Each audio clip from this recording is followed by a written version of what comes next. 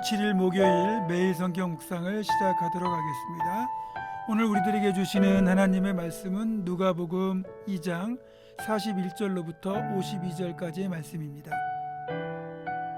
누가복음 2장 41절로부터 52절 말씀을 제가 봉독합니다.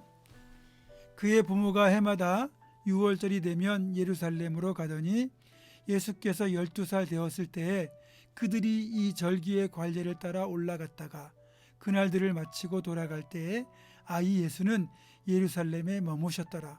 그 부모는 이를 알지 못하고 동행 중에 있는 줄로 생각하고 하룻길을 간 후 친족과 아는 자 중에서 찾되 만나지 못하매 찾으면서 예루살렘에 돌아갔더니 사흘 후에 성전에서 만난즉 그가 선생들 중에 앉으사 그들에게 듣기도 하시며 묻기도 하시니 듣는 자가 다 그 지혜와 대답을 놀랍게 여기더라. 그의 부모가 보고 놀라며 그의 어머니는 이르되 아이야 어찌하여 우리에게 이렇게 하였느냐. 보라 네 아버지와 내가 근심하여 너를 찾았노라. 예수께서 이르시되 어찌하여 나를 찾으셨나이까.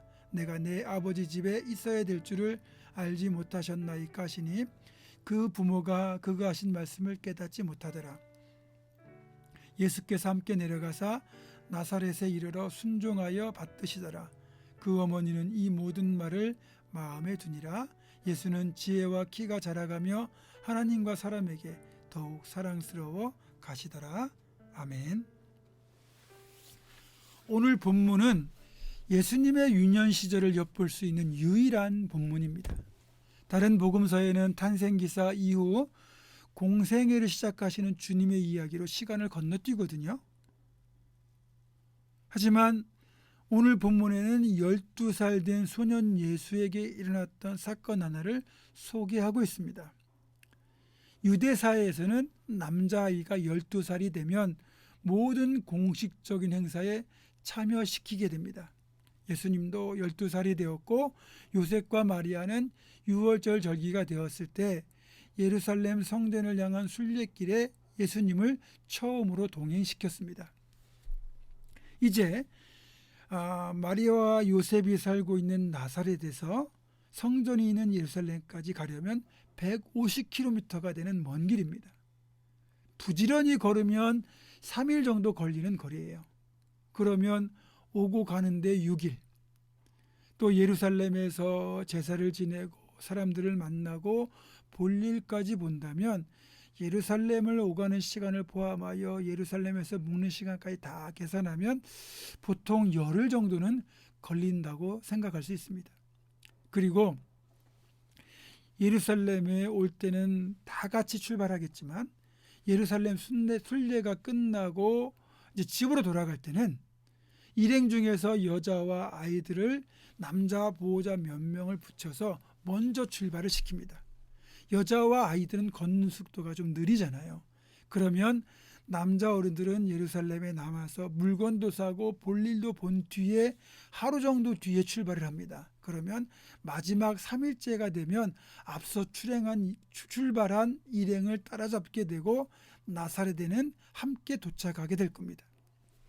오늘 소년 예수를 잠시 잃어버렸던 이 상황을 이런 사실을 염두에 두고 읽으면 이해가 좀 더 쉬울 겁니다. 이제 예루살렘의 순례를 다 마친 뒤에 앞에서 말씀드린 것처럼 요셉과 마리아는 소년 예수를 먼저 출발하는 일행에 포함을 시켜서 이제 출발을 시킨 뒤에 예루살렘에 남아서 하루를 더 머물며 볼일을 보고 그리고 나서 예루살렘을 출발해서 부지런히 걸어서 이튿날 일행을 따라잡았습니다. 그런데 여기에 소년 예수가 없는 겁니다. 여기 있는 일행에 예수가 있을 것이라고 당연히 생각하고 부지런히 왔는데 여기에 아이가 없으니 요셉과 마리아가 얼마나 놀랐겠습니까? 예수가 없는 것을 확인한 요셉과 마리아는 걱정하면서 다시 길을 거슬러 예루살렘으로 올라갑니다. 그리고는 예루살렘을 샅샅이 뒤진 후에 사흘 만에 겨우 성전에서 소년 예수를 찾아냈죠. 요셉과 마리아가 예수를 찾았을 때 소년 예수는 성전에서 랍비들 사이에 앉아서 그들과 질문을 주고받으며 이야기를 나누고 있었습니다.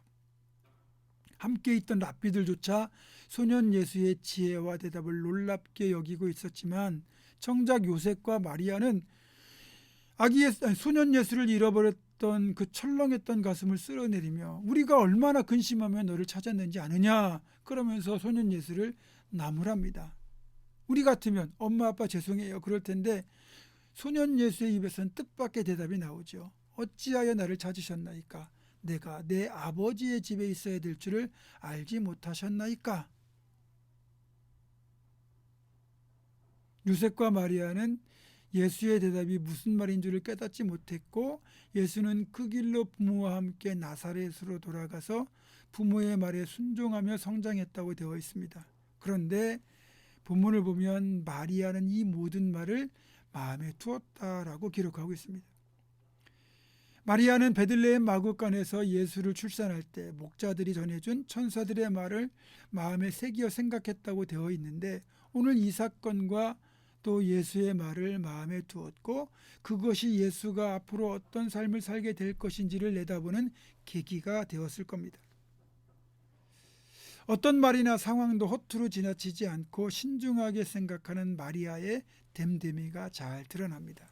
그리고 소년 예수의 대답, 내가 내 아버지의 집에 있어야 될 줄을 알지 못하셨나이까? 라는 이 말에서 우리는 소년 예수의 정체성을 엿볼 수 있습니다.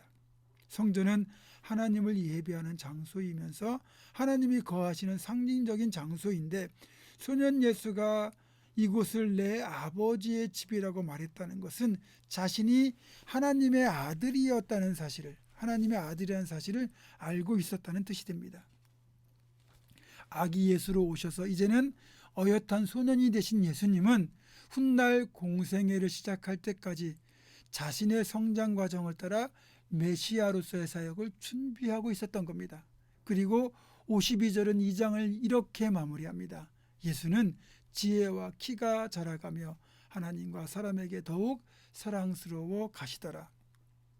하나님을 사랑하고 부모에게 순종하며 받드시는 예수님의 모습은 지혜와 키가 자라가며 하나님에게 사랑스러운 존재, 사람에게도 사랑스러운 존재로 아름답게 성장하고 있었습니다.